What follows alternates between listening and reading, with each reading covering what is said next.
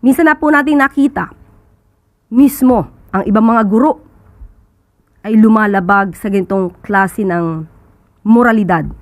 Sila minsan ay nagtuturo sa kanilang mga estudyante kung papaano maging walang modo, lalo-lalo na sa mga nakakatanda or sa mga ibang tao.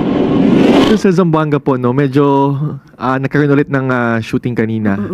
Sa zona po ng Pangulo, may instructions na po siya, no, na paigtingin ang security para hindi na maulit yung nangyari sa Tacloban. Pero apparently kanina sa Zamboanga ay nasawi yung dalawang estudyante.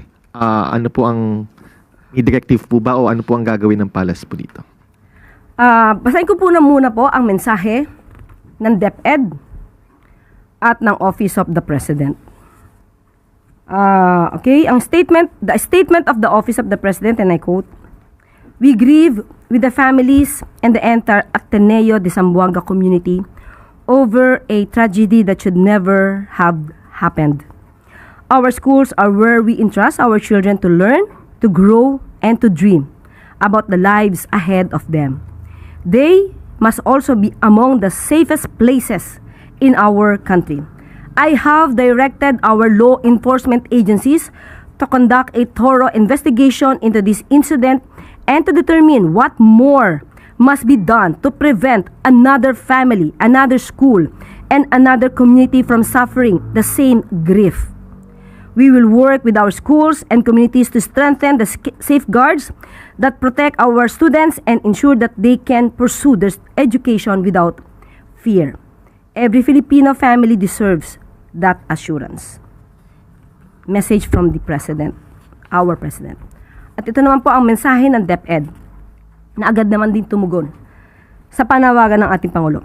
"The Department of Education is gravely concerned over the reported shooting incident at the Ateneo de Zamboanga University Junior High School campus, a private school in Zamboanga City, this morning, August 18.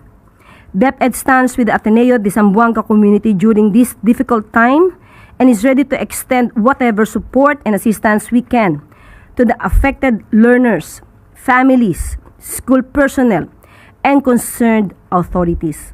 We are also coordinating with mental health partners to provide psychological first aid and psychosocial support to those affected.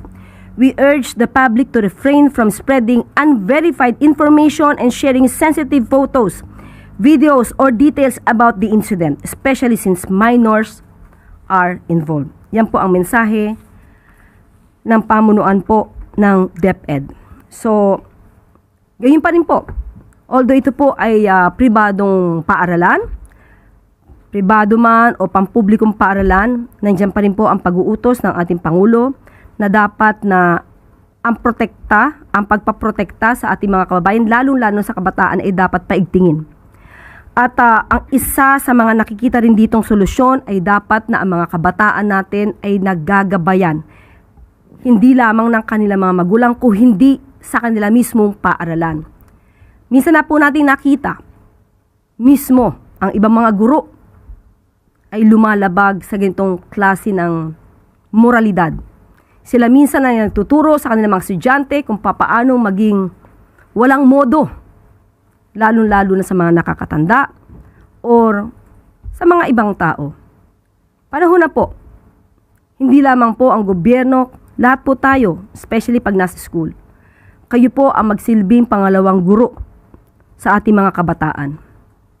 At sana lang ay matupad ang ating kahilingan na maiwasan na rin po sana sa social media ang mga kapwa nating Pilipino nagbabanta ng buhay ng karamihan sa atin kapag hindi sila sumasang-ayon sa opinyon ng iba nating mga kababayan. Dito kasi nakikita na parang natotolerate pa ang pagbabanta sa buhay. Pagkilala na may assassin at handang pumatay. Hindi po ito magandang ehemplo. Kaya sa atin sa lahat, magsilbing aral po sana ito, huwag itolerate ang ganitong klaseng pananalita at huwag nating itolerate ang mga ginagawa na mapang-abuso especially ng mga public servants natin.